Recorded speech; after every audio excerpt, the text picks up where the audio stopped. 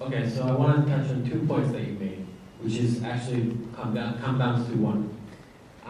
You compared the apartheid of South Africa to what's going on in the Middle East and Israel. No, I said that they both are violations of the International Covenant against the crime of apartheid. They're very different. Okay, so you said the apartheid means separation. Okay, the word, yeah. Now, it's interesting. Why is there separation?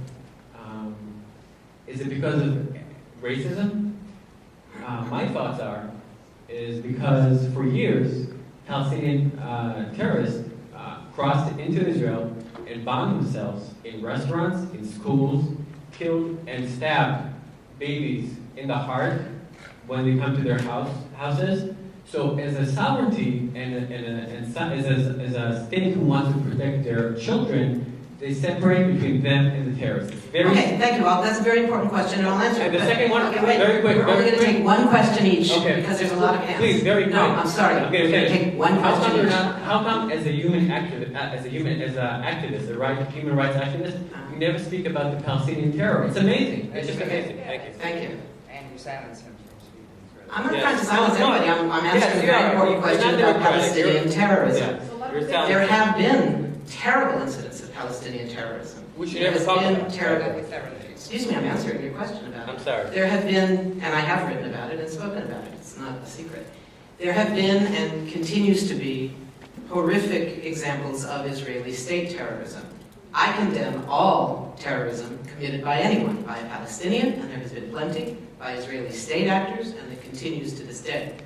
What I think is disingenuous about the wall, and the reason that the wall was held to be illegal by the International Court of Justice in all parts of it, which is about 84%, that it deviates from the green line, the border of the 67 border of Israel, is precisely that it's not drawn to separate Israel from the occupied territories.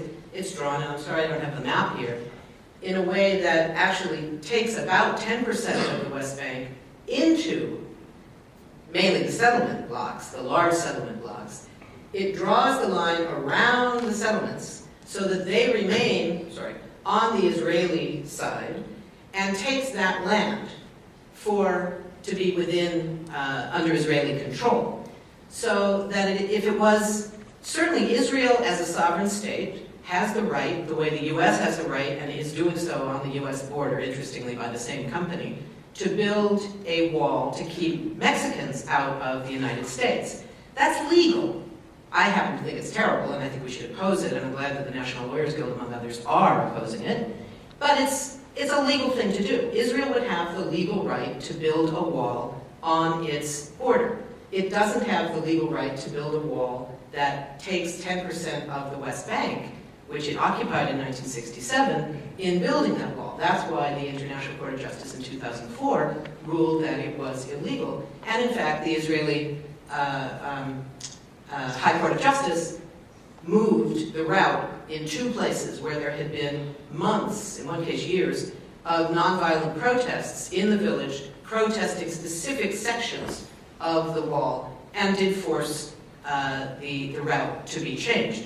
So that's the reason for saying that it's an apartheid wall. It's designed to separate, and it's designed as a land grab, in my view. Yeah. By the way, in further response to the question, no one condones violence against civilians by any side.